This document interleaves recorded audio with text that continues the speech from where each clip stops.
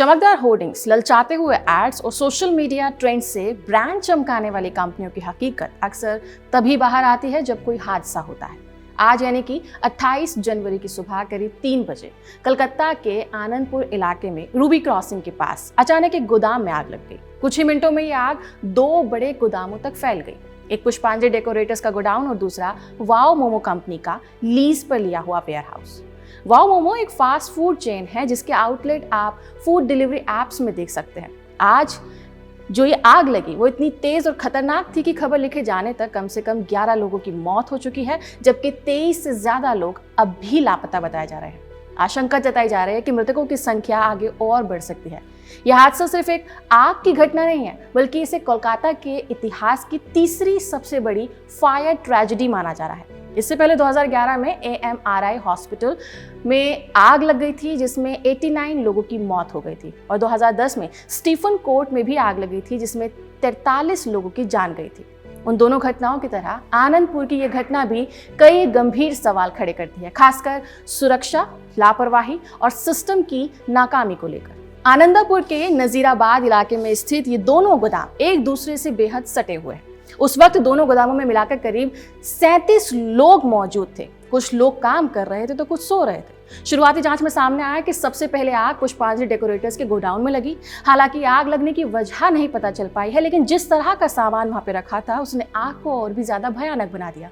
पुष्पांजलि डेकोरेटर्स के गोदाम में प्लास्टिक के फूल थे, लकड़ी, कपड़े, पेंट, फर्नीचर और कई तरह के केमिकल्स भी थे, यानी कि बेहद ज्वलनशील सामग्री।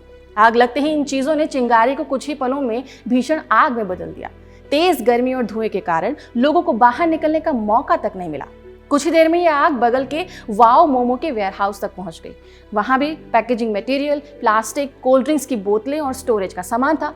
दोनों गोदामों में मौजूद ज्वलनशील चीजों के कारण लगभग 30 से 35 हजार स्क्वायर फीट का पूरा परिसर टिंडर बॉक्स में बदल गया। इस भीषण आग में सिर्फ 3 लोग जिंदा बच पाए और ये तीनों वाओ मोमो के वेयर हाउस में काम करने वाले कर्मचारी बताए जा रहे हैं। बाकी लोग जो पुष्पांजलि डेकोरेटर्स के गोडाउन में थे, आग और धुएं के बीच फंस गए। कई लोग बाहर निकलने की कोशिश कर रहे थे, लेकिन उसी दौरान वो बेहोश हो गए, तो कईयों को रास्ता ही नहीं मिला। मीडिया रिपोर्ट्स और शुरुआती जांच में ये बात सामने आई है कि इन गोदामों में फायर सेफ्टी के नाम पर लगभग कुछ भी नहीं था। ना तो फायर अलार्म सिस्टम था, ना ही स्प्रिंकल सिस्टम था और ना ही इमरजेंसी एग्जिट ठीक से खुला था। जब फायर ब्रिगेड और रेस्क्यू टीम मौके पर पहुंची तब तक आग बहुत ज्यादा फैल चुकी थी। आग बुझाने के बाद भी रेस्क्यू ऑपरेशंस बेहद खतरनाक साबित हुआ, क्योंकि आग के कारण बिल्डिंग का ढांचा कमजोर हो चुका था। हर कदम पर यह डर बना हुआ था कि कहीं छत या मलबा गिर ना जाए। दमकल कर्मियों को धीरे धीरे मलबा हटाकर शवों की तलाश करनी पड़ी। इस दौरान मौके पर मौजूद परिजनों का हाल बेहद दर्दनाक था। दूर दराज के इलाकों से लोग अपने परिवार के लोगों की तलाश में पहुंचे, लेकिन घंटों तक उन्हें कोई साफ जानकारी नहीं मिल पाई। इस हादसे ने एक बार फिर से इस बहस को हवा दे दी है कि हमारे देश में खासकर इंडस्ट्रीज और वेयरहाउसेस में फायर सेफ्टी नियमों को सिर्फ कागजों तक रखा जाता है। लाइसेंस, NOC और क्लियरेंस सिर्फ इसलिए लिए जाते हैं ताकि काम शुरू हो सके, लेकिन असल सुरक्षा इंतजामों पर तो ध्यान ही नहीं दिया जाता। नतीजा ये होता है कि इंसान की जान की कीमत सेकेंडरी बन जाती है। सरकार ने इस हादसे में मारे गए लोगों के परिवार को 10 लाख रुपए मुआवजा देने की घोषणा की है। हालांकि ये आर्थिक मदद जरूरी है, लेकिन सवाल ये है कि क्या किसी की जान की भरपाई पैसों से हो सकती है? पुलिस ने प्लॉट के मालिक और पुष्पांजलि डेकोरेटर्स के संचालक गंगाधर दास को हिरासत में ले लिया है, लेकिन सवाल सुरक्षा नियमों के उल्लंघन का है।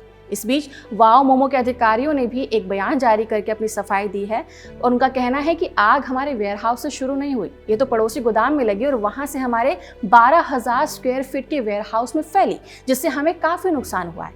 फॉरेंसिक और पुलिस जांच में भी ये साफ हो गया कि आग बगल के गोदाम से आई थी। हमारा वेयरहाउस किराए पर था और मकान मालिक का ही वो डेकोरेटर गोदाम था जहां से आग शुरू हुई।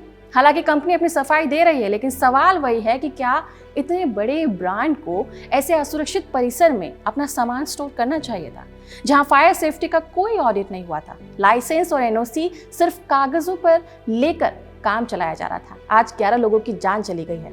अगर अभी इंडस्ट्रियल इलाकों में फायर सेफ्टी को गंभीरता से नहीं लिया गया तो अगली बार फिर किसी ब्रांड के पीछे इंसानी जान की बलि चढ़ सकती है। आपका इस पर क्या कहना है? कमेंट सेक्शन में जरूर बताइएगा। नमस्कार।